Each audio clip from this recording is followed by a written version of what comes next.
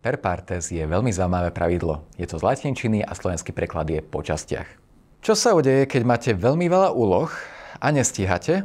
Vtedy máte tendenciu upadnúť do takej, že depresie.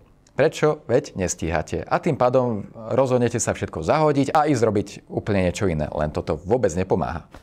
Preto som si ujasnil, že čo je per partes po častiach. A keď mám urobiť za ten deň 10 vecí a stihnem hoci 1, 2, 3, 4 a ďalších 6 čaká, nevadí, stihol som niečo. A tým pádom som spokojný. A tým pádom treba vnímať per partes pravidlo ako niečo, čo vám zvyšuje spokojnosť, pretože viete dokončiť veci. Viete dokončiť aj jednotlivé kroky veci. A teraz, ktoré veci najčastejšie vyčerpávajú? A veci, ktoré mňa osobne najviac vyčerpávajú, sú tie, ktoré sú tesne pred dokončením. Ja tuším, že ich treba iba nejako tak doťuknúť a potom to viem pustiť z hlavy. Per partes sa dá povedať aj takým príbehom. Ako zjesť celého slona po častiach.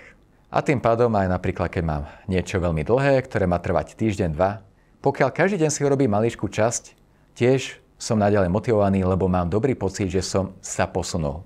Teda to, čo vás motivuje, je dobrý pocit z dokončených vecí, hoci dokončíte jednu malú časť veci. A to, čo vás veľmi zaťažuje, sú veci, ktoré sú nedokončené, na ktoré myslíte. A tie najviac frustrujúce sú veci, ktoré sú tesne pred koncom a napríklad nemáte energiu alebo možnosti ich dokončiť. Šťastie a spokojnosť práce nám prichádza vtedy, keď máme za sebou výsledky, teda aj dokončené veci.